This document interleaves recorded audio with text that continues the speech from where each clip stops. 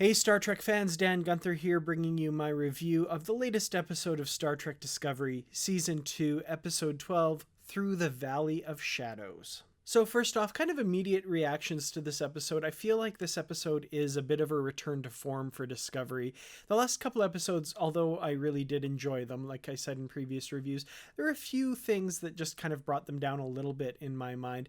This episode, however, really, like I said, is a return to form. There's a lot of really great stuff in this episode, some amazing character moments. Once again, one of the trends I'm seeing in the second half of the season that I'm really appreciating are these more quiet character moments where the crew, we see them kind of in their off-duty time and we see that kind of interaction among them. The kind of thing that I'd wished we'd gotten more of with Ariam before the series killed her off. But in this episode, we get a meal in the mess hall with a number of the kind of secondary officers, the return of Jett Reno, which is of course really welcome. And like her previous appearance, it's not just a return for the sake of seeing her again. She plays a role in the episode, specifically getting our couple of Culber and Stamets closer to getting back together here.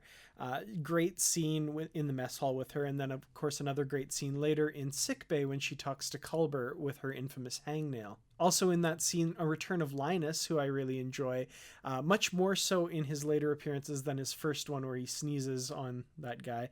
But in this episode, he has that great line, "I was hatched ready." Uh, just a fun character, a really, really great to get kind of these background characters here and a little bit more front and center. So in this episode, the Discovery travels to Boreth, where the fourth of 7 red signals has appeared. And while there, they discover that Boreth is a repository of time crystals, which is, of course, a MacGuffin that has played a big role in this season. And it's imperative that they get their hands on one. They meet up with L'Rell, who travels there in a Klingon D7, slightly changed look from what we've seen in the original series, but still very welcome to see this classic starship design in Discovery. Pike elects to go to the surface to acquire a time crystal, and we'll talk a little bit about his experiences there a little bit later, because I want to save that towards the end, because I have some things to say about that for sure. But in the meantime, Burnham asks Saru for permission to pursue this Section 31 vessel that apparently isn't checking in when it's supposed to, and she feels this may be the best way to track down Control. And Spock goes with her, and we get another great Burnham Spock scene where they've kind of made amends. They're back to being close family members, but Spock annoys Burnham in the way that only a younger brother can. I am an only child, so I don't have direct experience with this, but I was watching with my fiance, and she totally thought that Spock was being a typical younger brother here, and Burnham throws her head back in frustration, just goes, "Ah!" I really enjoy the dynamic between these two right now. So they track down this missing Control vessel. The entire crew has been ejected into space and killed, but one of the bodies is still alive and in a spacesuit, and they bring the person on board, and it turns out to be Kamran Gant, who was the tactical officer on the Shenzhou in the first 2 episodes of Season 1. This, of course, is a huge coincidence. They find this person who has a close tie to Burnham, and it's another coincidence in that they discover that he's supposedly the one that set the events in motion that made Control kill the entire crew. So, a couple big coincidences here. Seems a little bit too good to be true. I'm already, feeling that my guard is being put up here. And of course, we do find out that this is not actually Gant. He is a reconstruction of Gant by Control, the little tiny nanites that make up Control.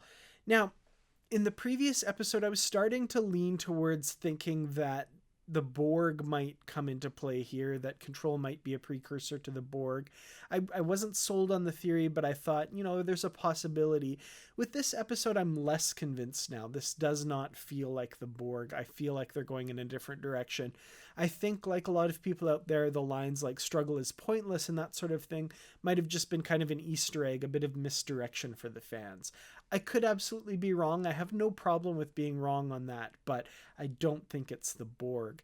We do see Burnham fighting against Gant, the Control Gant, I guess, when it becomes clear that, he's not who he says he is. One thing that he's made up of all these little tiny nanites, and it really reminded me of the replicators from Stargate SG-1. I think that was a big touchstone there. And if you watched the live show that I did with Bruce Gibson and Brandy Jackala, you saw that she and I came to that same conclusion there as well. So some interesting parallels there. A lot of people also comparing him to the T-1000 from the Terminator series.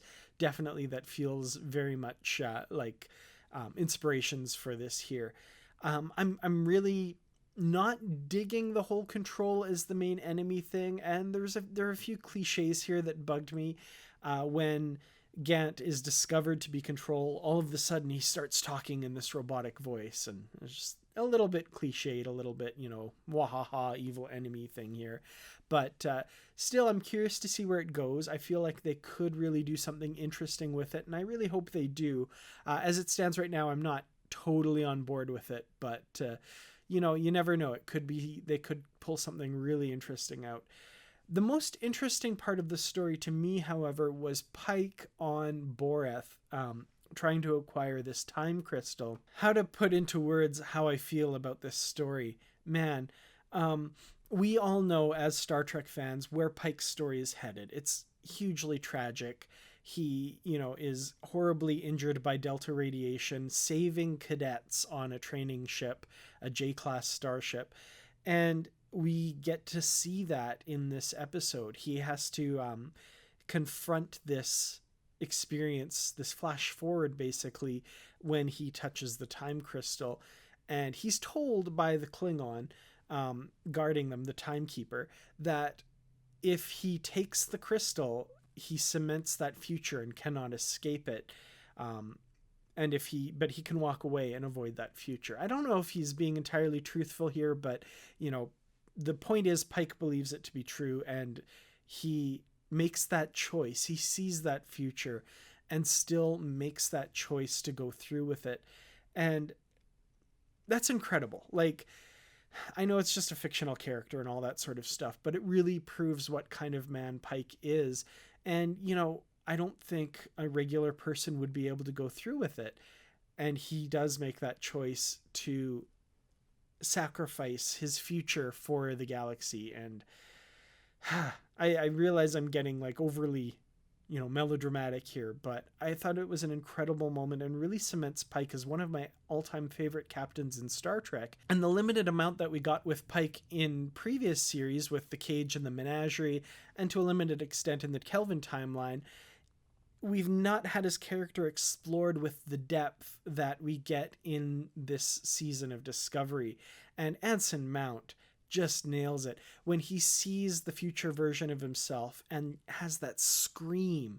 That's the kind of thing that really might not be able to be easily sold, but he sells it. I really feel his pain there, and it was really moving, and I found myself really moved for the rest of the episode from that moment on. So yeah, incredible. Great stuff by the writers, great stuff by the director, and amazing stuff from actor Anson Mount. I kudos to everyone involved. That was incredible. I also have to give huge props to Kenneth Mitchell appearing as the third Klingon character here, the Timekeeper, and also the son of Vok and L'Rell.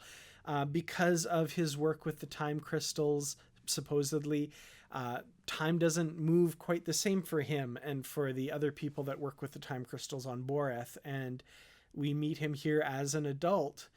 And like I said, played by Kenneth Mitchell. And I knew Kenneth Mitchell was going to be in this episode, but I almost didn't realize that was him till a little ways into his scene. That I was like, oh my God, that's Kenneth Mitchell playing a completely different character than he has before when he played Cole and Colshaw, and now the son of Vok and L'Rell. Really great performance by him. Really interesting character. I like when he says to Pike, I honor you, Captain. This is a Klingon who I really feel has a deep sense of honor.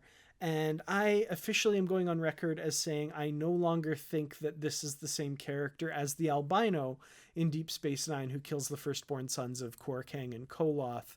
I can't see that character being this same person, unless something very monumental happens in his life. And I don't think that's something that we're going to get into on Discovery. So I don't think that this is the same character. It was, of course, great to see Mary Chieffo as L'Rell again. I really appreciate her and her performances when she's on the show.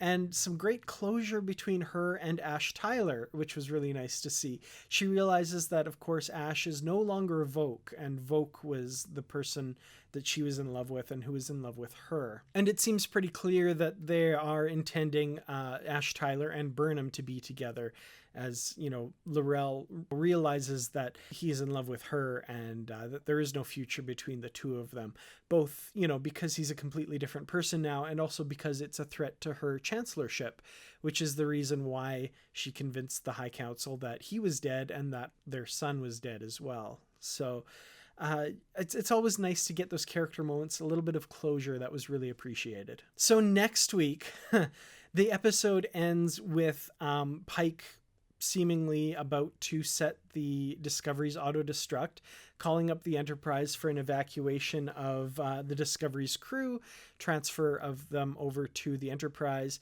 And from the trailer, it looks like we're getting a knockdown, drag-out fight between Section 31 and Discovery and the Enterprise as almost the entire Section 31 fleet closes in on them. So, interesting place to leave it. It looks like we're heading into the end game here with these final 2 episodes. It looks like next week we're going to see a lot more of the Enterprise than we have before. So I'm pretty excited about that. We get a little glimpse of her, the bridge in the trailer. Blink and you'll miss it, but we do see a little bit of that, which was really cool. And Pike back in his Enterprise uniform. Really interested to see where this goes from here. Pretty excited for the final 2 episodes. I, of course, feel torn because I really want to see the next 2 episodes, but I also don't want the season to be over because I really have been enjoying it. So, you know, the haters out there will think that I'm faking this and I'm just a CBS shill, but damn it, I really like this show. So, you know, whatever. Yeah, anyway. From the comments I get also, it seems like a lot of you are really enjoying Discovery as well. I really love the positivity in the comments. Thank you guys all so much. I really appreciate that. Please leave comments what you think is going on with Discovery and leave comments with your theories. I am planning, of course, on doing a deep dive video shortly after this one, and I will review some of your guys' theories about what you think is going to happen for the remaining 2 episodes of Star Trek Discovery Season 2. Thank you all so much for watching. Thanks especially to the Patreon supporters for all of your help. I really do appreciate it. I really appreciate it if you like this video, if you think it's worthy. Share it with anybody you think might appreciate it. And subscribe if you haven't already for more videos about Star Trek. Thank you again all so much for watching. I'll see you in the next video. And until next time, I believe in service, compassion, sacrifice, and love. But I still don't think I could make the choice Pike makes.